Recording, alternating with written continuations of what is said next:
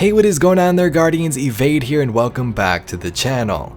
Today Bungie dropped a bunch of Season of Opulence news and information that you won't want to miss. This includes things like the new Power Surge quest, how Gambit bounties are changing, prime attunements, what you need to know about the Crown of Sorrow raid, a bunch of Eververse changes, and tons more. So just like we saw with the Whisper of the Worm quest that came out recently, like those kind of secrets that players discover themselves are super exciting. What if we took an entire release, let leak the name Penumbra, but what if everything else was the mystery box that players will uncover collaboratively?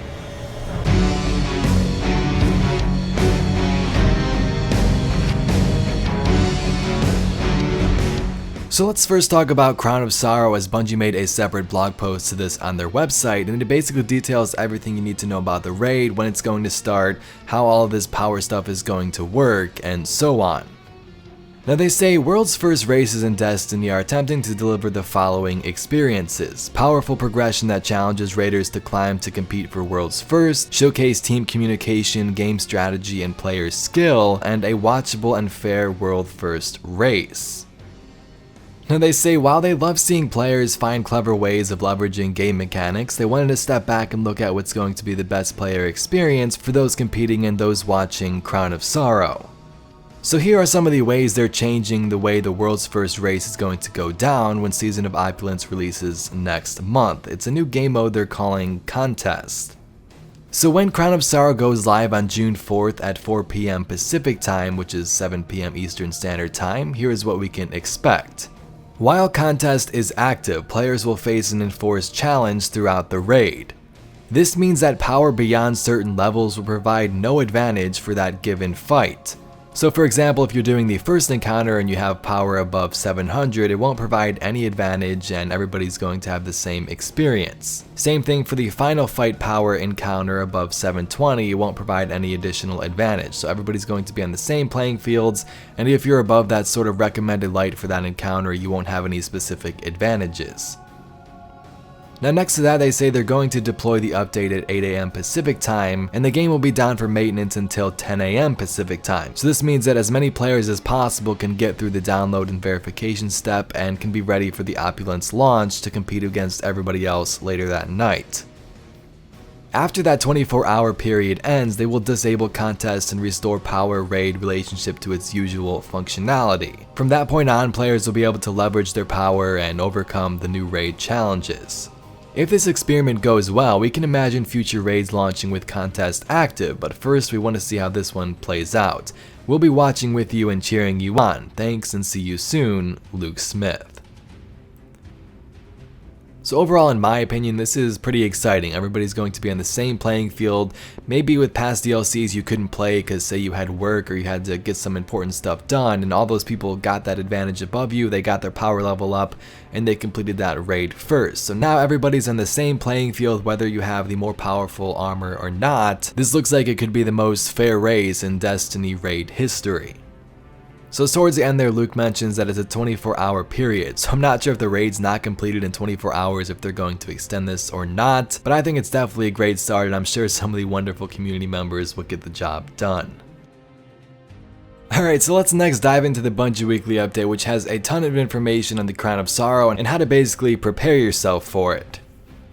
So it says, as the season of the Drifter comes to a close, a new source of powerful rewards will emerge.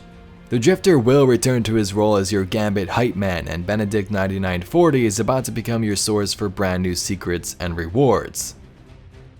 So they first detail the Power Surge bounties, so these were introduced in Season of the Drifter to basically bring those up to the power level of this expansion so they wouldn't be left behind in the dust. So this time around, instead of a set amount of bounties, there's going to be a new Power Surge quest, which will be your jumping off point for Season of Opulence. Now you will need to complete this quest to access the new raid, so it looks like if you're interested in that race, this is going to need to be completed. And something else that's also nice is they learned from Season of the Forge that this quest must be completed only once per account, and also after a character completes this quest, alternate characters will be rewarded with the Surge gear at power level 690. Next up, here are some of the changes to the Drifter's Gambit bounties. So they didn't want the rewards for the Drifter to be one of the primary sources of powerful rewards following his run as the sort of head of Season of the Drifter. As a result of this, the power boost received from Gambit bounties will decrease once you've achieved 700 power. And furthermore, if you go even beyond that, they will decrease once more once you reach 720 power. So the Gambit bounties aren't going to be a big thing for those of us trying to level, as they will decrease those power boosts. Next up, we have Prime Attunements. So on day 1, these Prime Attunements will be reset to 2 charges for each player.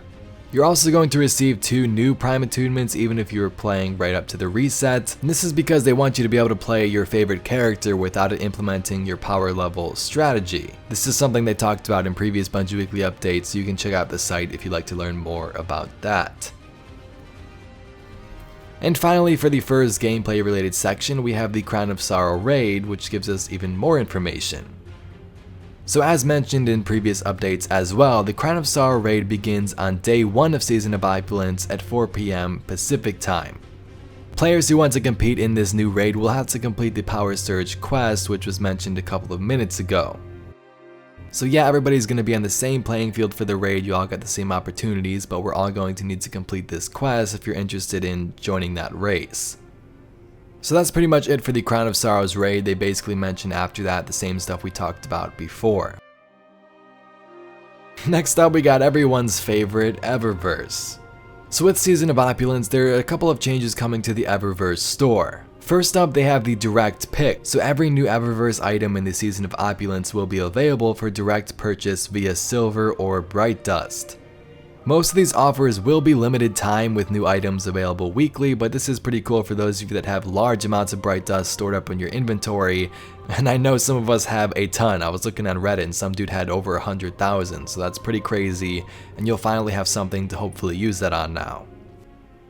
The second thing dropping to the store is called Greatest Hits. This is going to be a new bright engram that will contain a collection of community favorite legacy items with the focus on the best of year 1. So if you miss out on spicy ramen, the selfie emote, or some other ones, Season of Opulence is your chance to get those back, which is really cool because I'm sure I missed some and there might be some you're going after as well. So within Eververse, here are some changes for the armor. So full armor sets will be made available as a single per class bundle as opposed to being offered only via bright engrams. Individual armor pieces can also be purchased for Bright Dust whenever they appear on the storefront, and these armor pieces feature fixed perk rolls that are not randomized across duplicates. And we can see with the image provided, the store looks much cleaner. Specific items will now be featured on the front page. They're going to be cycling throughout each weekly reset, and it'll be laid out very nice for you right there if you visit Test Eververse at the tower.